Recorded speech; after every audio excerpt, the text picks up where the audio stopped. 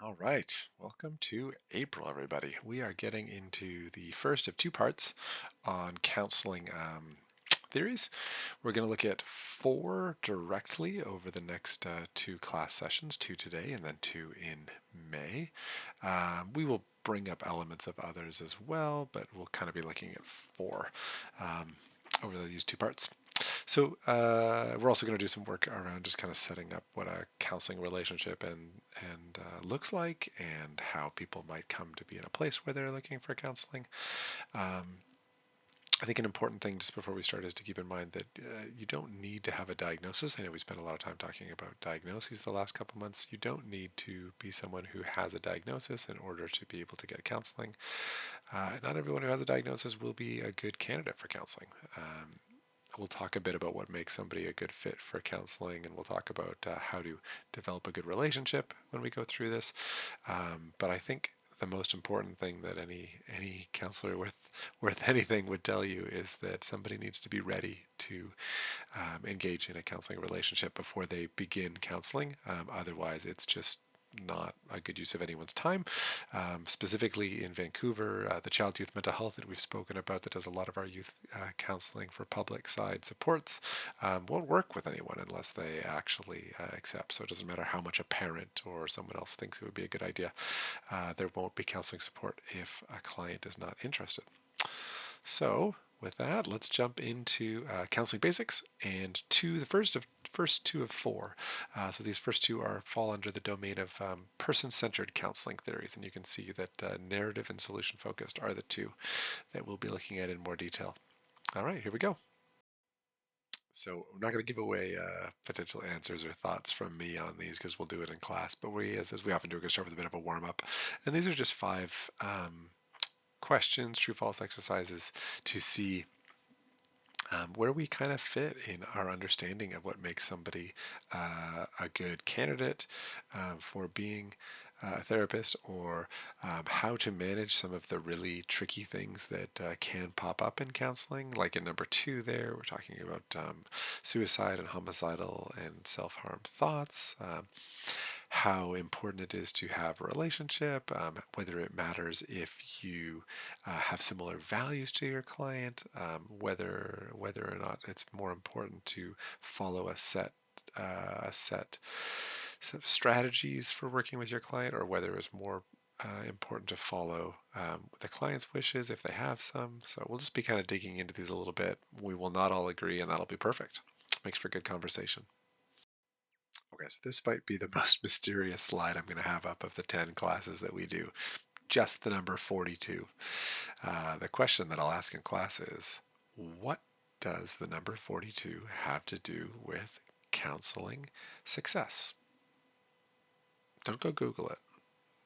Actually, Google might not even help you with this one as much as you might think. But yeah, I'll say that much, and then I'll ask in class, and we'll leave it at that. For those of you who are familiar with 42 from a very famous novel, no, that's not what I'm looking for. It is not the answer to, well, it is the answer to everything if you're familiar with the reference, but it's not what we're looking for in this one.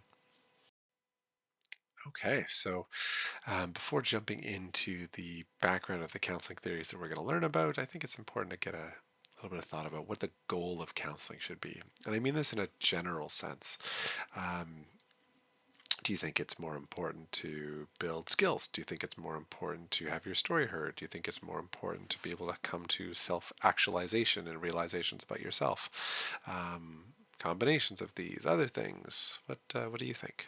I really want you to kind of take a little bit of time before we go into class and think about this. We're going to talk a little bit about the goal of person-centered counseling in a moment, but I think it's important to understand that the goals of a type of counseling can both be part of and hopefully match, but not be the same as counseling more generally. So what do you think?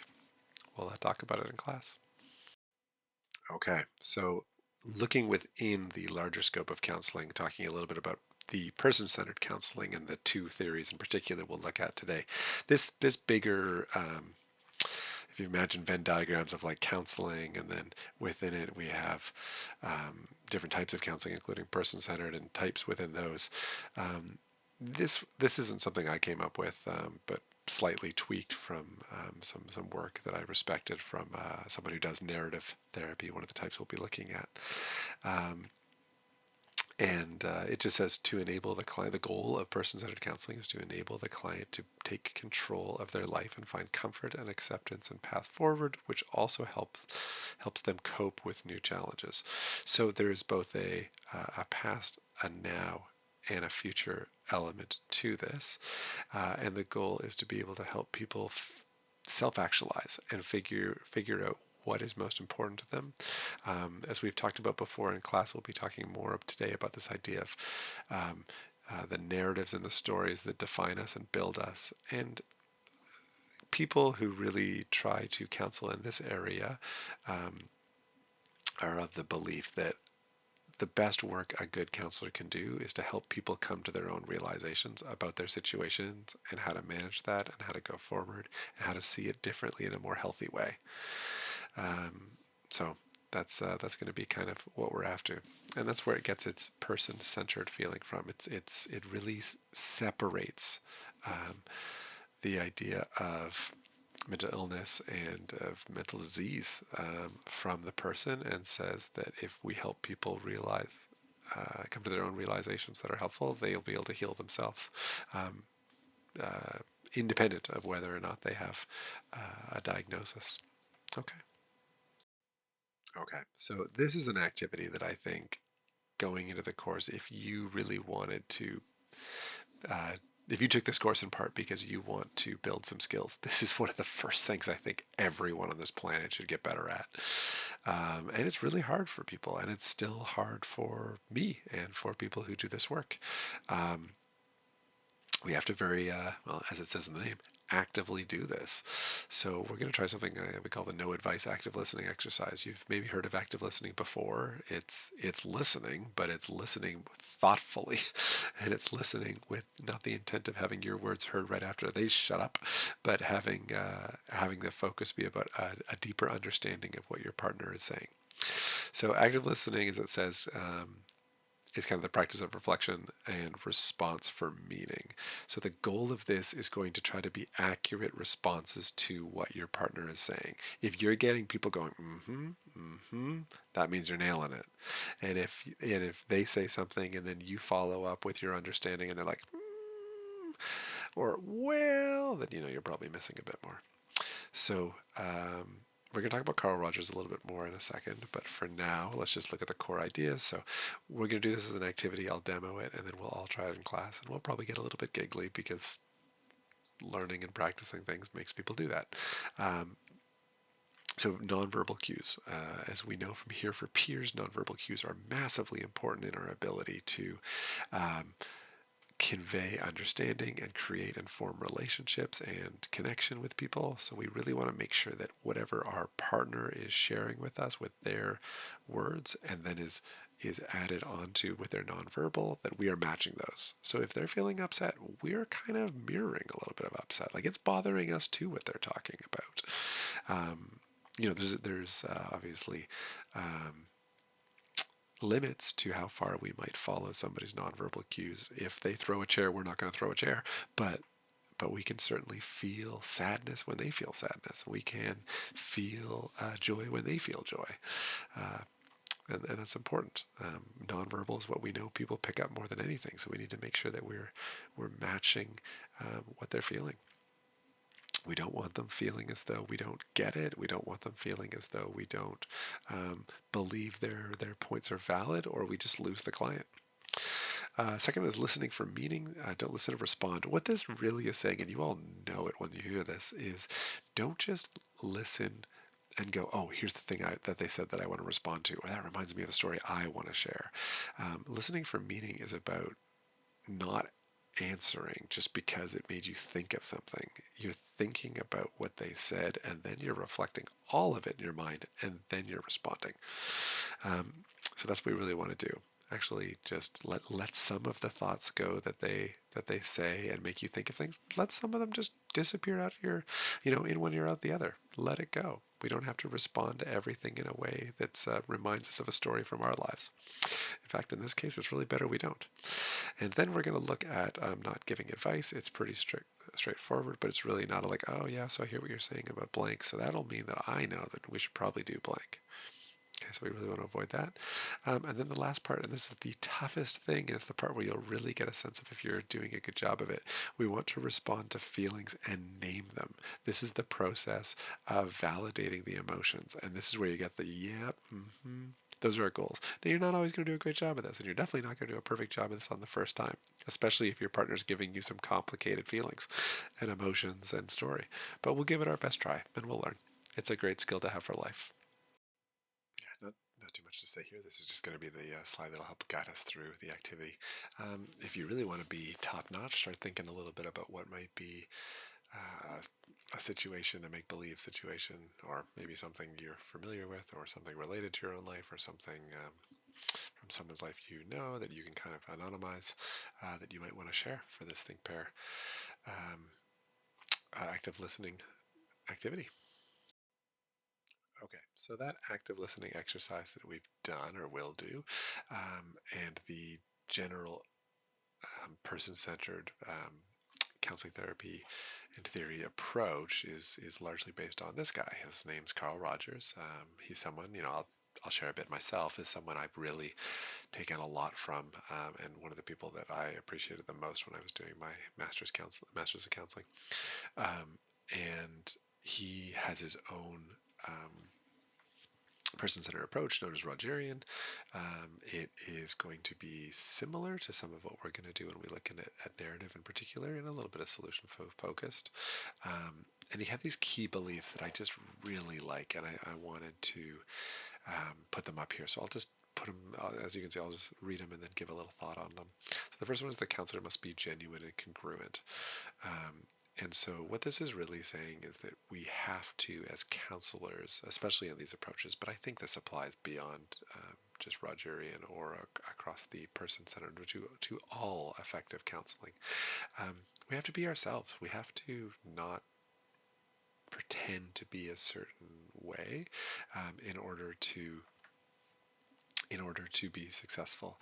That's not to say we have to agree and like the person that we're counseling doesn't have to be a mirror of ourselves. Obviously, that's unrealistic and impossible. What it's saying, though, is that we have to be ourselves and not change that. We have to be comfortable in our own skin and when we're counseling.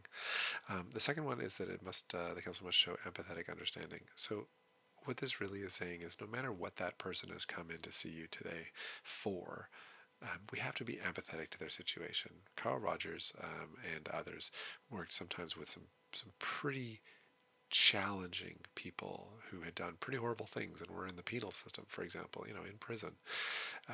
And he always and others always said that like no matter who they are, we have to be able to empathize with them and their situations. There are people behind all these tragic and horrible atrocities that people may have committed or may have had done, and we need to be able to show empathy to the person, no matter where they're at. The third one is unconditional positive regard. This matches with a parenting style that I also really appreciate, and the basic belief here is that no matter what happens and who.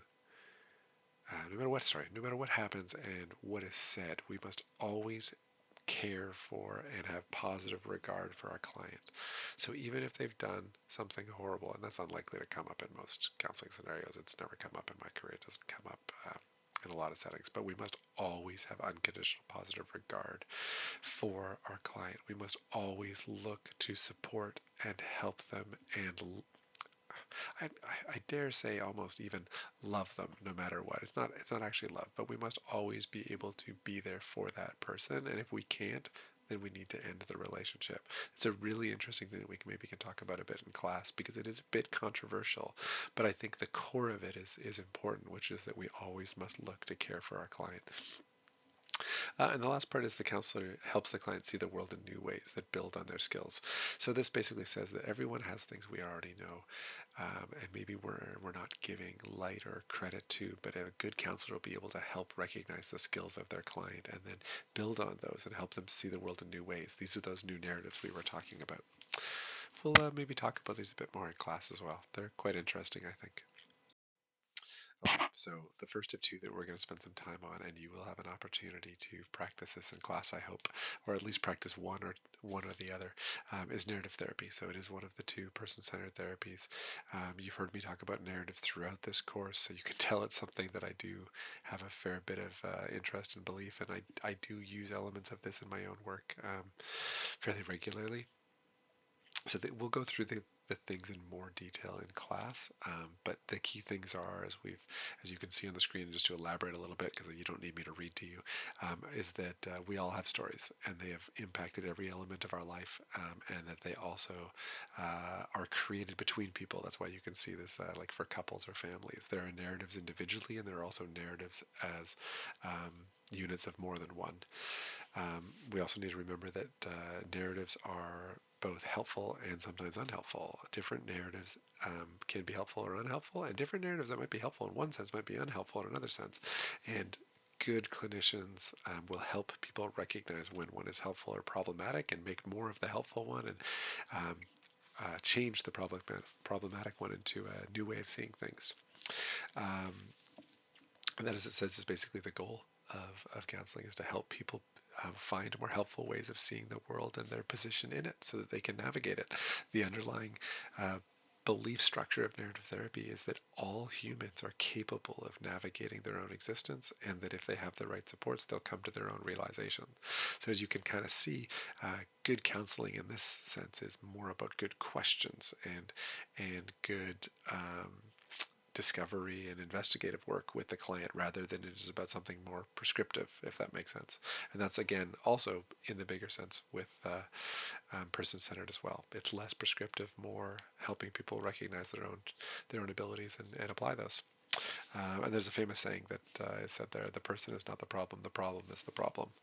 And this is an externalization technique that we'll talk about a little bit in this and the second strategy, which really is all about helping people understand that the problems that they're feeling are not internal to them, but that they are external. Imagine them as like I don't know, like a gross wart or something on your foot, and you're trying to get rid of that problem. It's not you; it's something that's happening to you. Okay. That's basically, we'll go into a bit more detail and we'll practice narrative therapy and we'll watch a bit of video, but that's the first one. Okay, so this is solution focused, or sometimes called brief therapy. It does, as the name implies, go a bit quicker than a lot of the other therapy strategies. And it's probably one of the easier ones to just apply as a set of strategies and way of doing things in one's own life. It's very practical, is what I would probably say. As you can see, it uses what calls a constructivist approach, which is that it basically comes from the place of saying that people create their own meanings and their own, just like we can create our own narratives, we also create our own meanings from things, and that we're not passive. In order to do solution focused therapy, you have to really be willing to be an active participant. The counselor is not just going to solve it for you. They're going to ask some questions, but it's going to be the client that is really the active person. This my experience is that this can be particularly useful in short bursts of counseling. It can be particularly useful for somebody who's highly motivated to solve a problem. It's maybe less useful for the person who's trying to do a longer term counseling or looking to uncover significant traumas and things. It's much more goal oriented, is probably the best way of saying it. In this, as it says, client is the expert, counselor is the guide. So the client is the one who knows all the information, and the counselor is just trying to pull it out of them, essentially. It'll go through, and I've got a worksheet that kind of handles this, but it goes through figuring out what the client's goal is and putting it into positive terms, we call them. Then it's going to include getting some background information. It's going to include some like relational what would people in a person's life notice if something was suddenly different that they were trying to fix. It also has instances and exceptions, which are like ways of helping a person recognize how they've maybe done a little bit of this before. You can see the example, or not the example, the picture on the screen there of like climbing the steps. Of like, okay, so where have you maybe got to step 3 before, but you couldn't figure it out? Like, what are some examples of things where you got partway through this and were successful? It really tries to build on positive experiences. And it really tries to work in really small steps, kind of the way exposure therapy, as we've spoken about briefly, also focuses on trying to do small little steps. Solution focused also says, like, let's break this whole problem and the solution down into small bits, and then we're going to do small little things, and we're going to hit markers and build confidence. There's a lot of minefield planning, as I call it. I don't know if that's an official term for it, but I call it this. This is where, like, what are some of the things that could go wrong as we attempt to solve this problem, and we put some things, some actionable things into play. What are some things that could go wrong with that, so we can plan for that? And if we hit a hiccup, we can get past it. If we hit a speed bump, we can get past it. And then one of the key things to solution focus is what's called the miracle question. And the miracle question is basically a way to help the client realize if everything was suddenly possible, and they'll never feel like it was until you ask them, but if everything was possible, what would be different about you, and what would people notice about you? And that's what you build a lot of it on. I've jumped around a little bit, but I think it'll make more sense when we go through the worksheet that has with this.